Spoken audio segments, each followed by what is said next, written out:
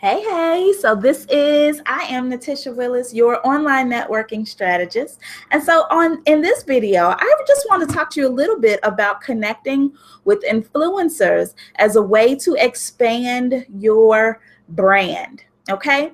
So for most of us who are speakers, trainers, authors, you have a brand, right? You have a reputation. And I just want to implore, or really just present it as an option for you to consider connecting with influencers as a way to get your message out to a much broader audience. Over the past 6 months, I have been invited to 3 speaking engagements and teaching courses to audiences totaling well over 3,000 people. Okay, so this is by virtue of me making connections or networking with 5 people. Okay, through me connecting with 5 people, count them. I've had the opportunity to speak to over 3,000 people. This is a pretty large audience. Okay, when you are first getting started and you're looking to build your brand, one of the things that we sometimes forget about is our ability to connect with others and really just leverage the audiences of others. Now, I want you to remember something. If you're like me, right, and relationships are vitally important to you. You know what I always say, freedom requires friends. Okay, now freedom requires friends. What that means is that it's important that you're out here as you're building relationships, that you are building friendships, not just friendships that are for right now or for next week or for the launch that you have coming out, but just genuine friendships. Why?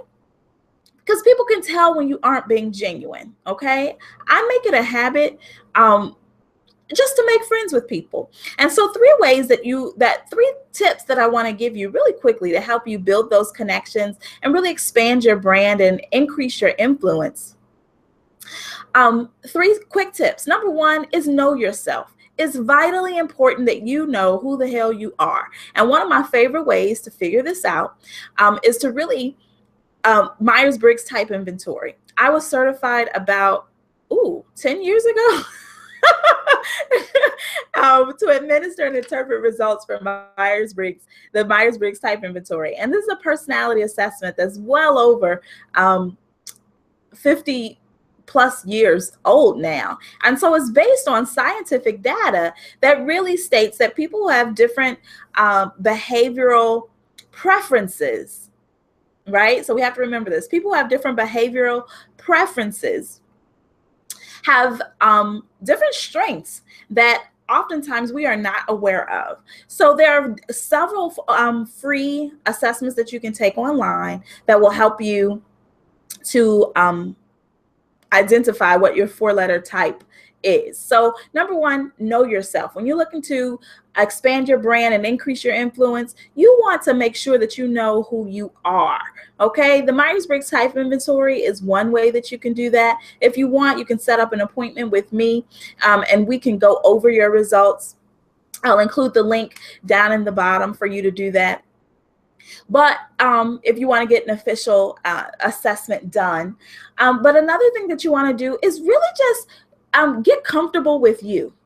Sometimes we as women, we aren't comfortable with ourselves and we try to hide it behind, the nice makeup, the flashy jewelry, the awesome clothing, keeping our hair done, nails did, everything did, And when you're connecting with influencers, people with a large audience, they have grown to be able to identify number 1, their intuition, right? They're able to connect with their intuition really quickly.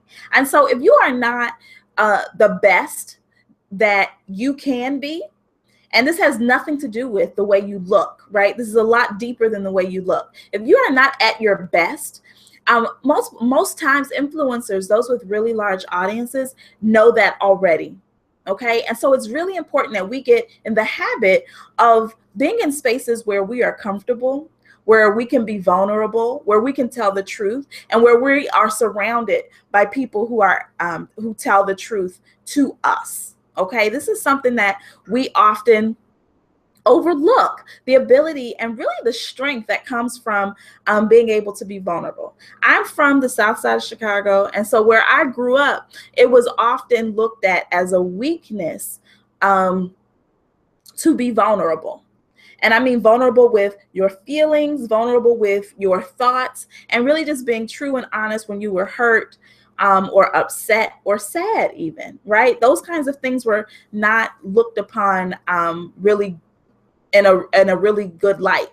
And so it wasn't until I left and moved away from Chicago that I really felt free to feel and to be whoever I felt like being, you know?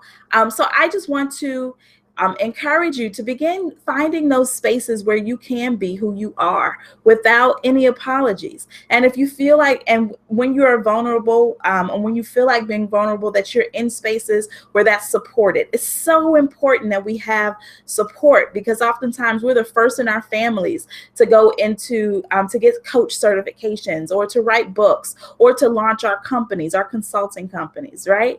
And so the more that you're able to be vulnerable, the more that you are really in a position to expand your brand and increase your influence. That's like vitally important to you. That's like, you know, in terms of just having those support spaces, because when you try to cover up your need or your lack of support, what comes out is something that's totally not the persona that you're looking for. Okay, so I just wanted to share those really quick tips. Oh, third, there was 3 tips.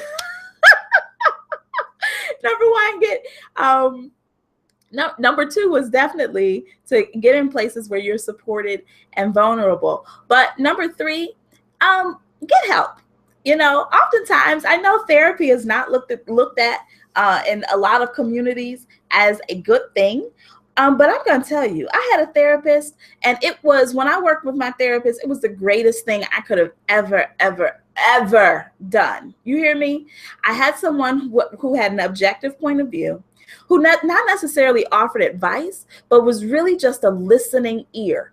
A lot of times we are trailblazers, right? The first in our first generation, this, that, or the other thing. A lot of people depend on us, and we carry a lot of weight on our shoulders. And so I just want to encourage and support you and really just getting help. And therapy is not a bad thing. I don't know why therapy is looked at as something negative, because it's not. We all need help. And sometimes that help just comes in the form of a listening ear, someone who's not going to judge you, not going to judge your appearance or your approach, but just someone who's going to listen.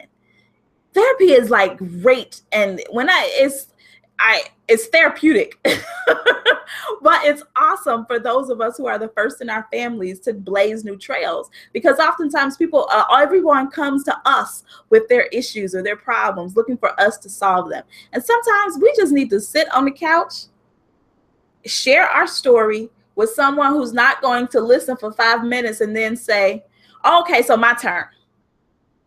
Okay, so with that, I'll go ahead and close out. So remember, freedom requires friends, even if your friend is a therapist, right?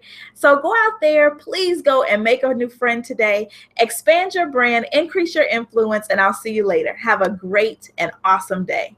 Peace.